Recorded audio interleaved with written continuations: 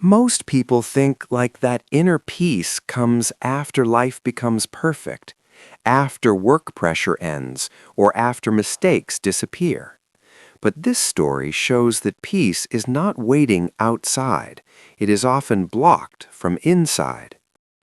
There was a mature 35-year-old policeman with a small mustache and a small beard.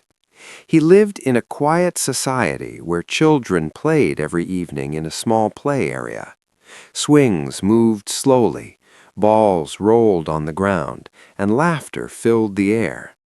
Yet his heart felt heavy, even in this peaceful place. He wore his uniform with pride, but inside he felt divided.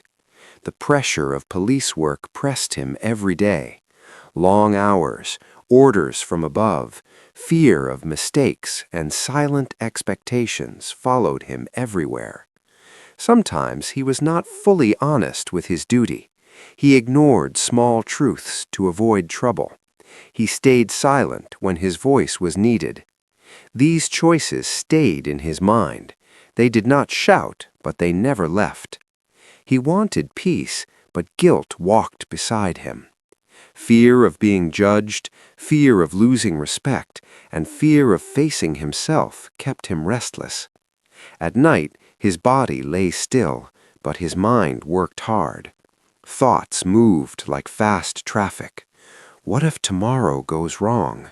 What if my past actions return? Sleep broke again and again. Peace felt like something meant for other people. One evening, after a tiring shift, he walked near a busy place where the world kept moving. Machines worked, people rushed, and voices mixed together. There he saw a wise 50-year-old man with a small mustache, always wearing a cap. The man sat calmly, as if noise could not touch him.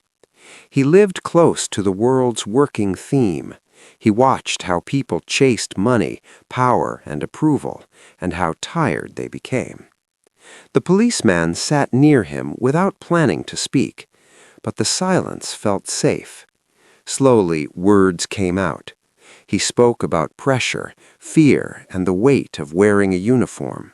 He spoke about moments when he chose comfort over truth, and how those moments stole his peace. The wise man listened without judging. His eyes stayed soft. After a pause, he gave one simple task. No tools, no effort, only attention. "Close your eyes," the wise man said gently. "Choose one sound around you, only one. Do not name it, do not chase others, just listen." The policeman closed his eyes. At first, many sounds rushed in: footsteps, voices, machines, distant horns. His mind jumped from one to another. Then he picked one sound, a slow, steady tapping nearby. He stayed with it. Each tap felt clear. When his thoughts ran away, he returned to the sound, again and again. Something shifted. His breath slowed. His shoulders softened. The noise lost its sharp edge.